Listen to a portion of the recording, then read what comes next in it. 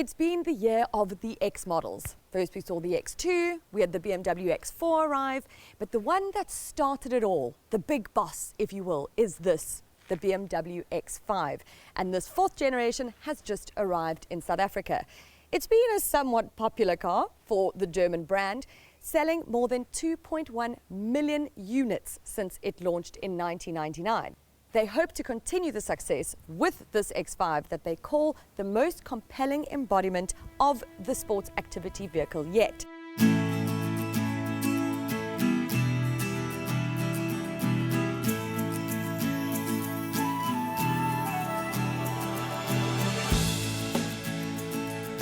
Let's talk about the elephant in the room.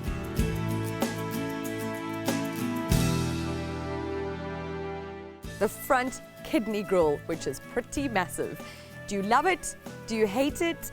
Either way, you have to admit it does give the car a rather bold and, PR speak, robust look. You might also notice just how big the car is. If you think back to the original one from 1999, compare the two, this is ginormous. Now, I don't have the measurements between the two, but I can tell you that this is 42 millimeters longer in wheelbase compared to the previous generation. It's also wider and higher. If you want a bit more flair to your X5, you can add the X-Line or M Sport trim lines, as well as loads of optional equipment thanks to BMW Individual to make it the car you want it to be. The standard X5 features 18-inch alloys. The X-Line sports 19-inch, but it's the M Sport that brings 20-inch alloys to the party. You can even push it to 22 inches if you so desire.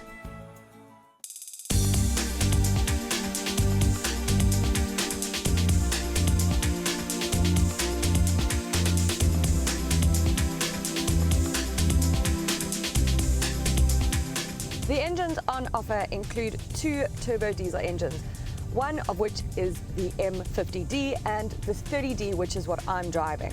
You're getting 195 kilowatts of power and also a very impressive 620 Newton meters of torque.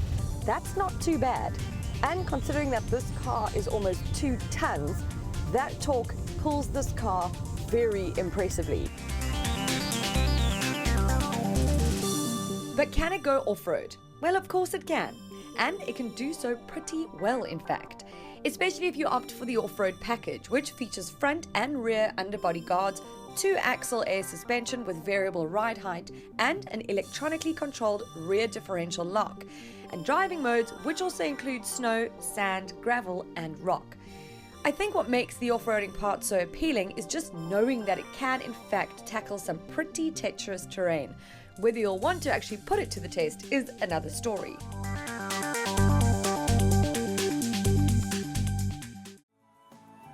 Due to the overall increase in size, the cabin is now more spacious than it's ever been before.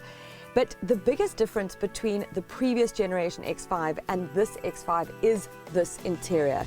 It is hell of a luxurious in here. It's more modern than it's ever been before. Thank goodness BMW was due an upgrade of its interior. The seats are super comfortable, and from where I'm sitting, things look very impressive.